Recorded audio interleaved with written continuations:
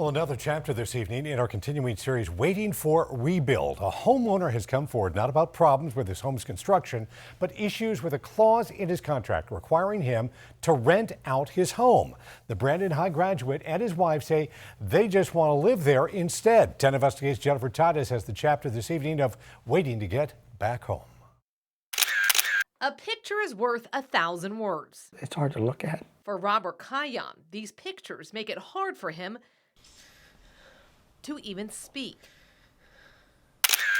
His family home of 30 years destroyed by Hurricane Irma in 2017. We entered the Rebuild Florida program shortly after. Even 7 years later, Let's see. the Kayians are still waiting to get back home. The construction took approximately 3 years. The home is now finished, So this is the finished home. but the Kayians' contract is different from the others 10 Investigates spent months scouring through. We were not occupying the residence at the time the home was destroyed. Their home is currently in the Rebuild Florida rental program. It requires them to rent the home out to a low to medium income family for a period of 5 years. They required that we rent it out for 30% of the low to medium income qualifications.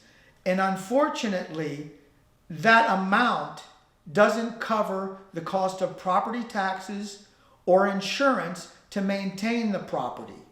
So unfortunately, we will lose this home very soon if we don't find a viable solution. He says one solution he thought would work would be to sell his home, so he listed it. We received a demand letter that stated that we were not allowed to list it for sale, and they demanded $777,000 back if we did in fact proceeded with the sale of the home. Kayian's contract obtained by 10 Investigates shows the state spent $102,000 for contractors to repair his home.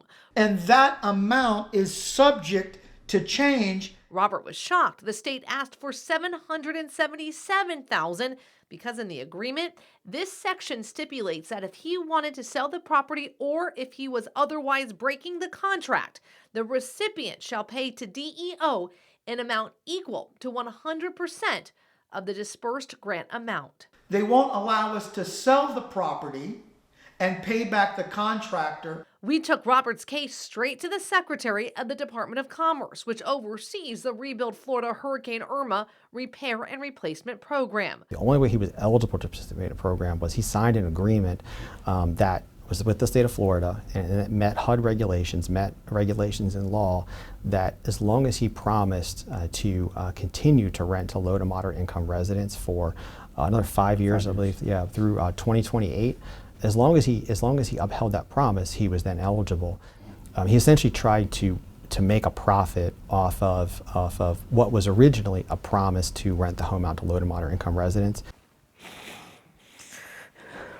Robert says they cannot pay the nearly $15,000 in insurance and taxes, so they listed in an abundance of caution. We have to pay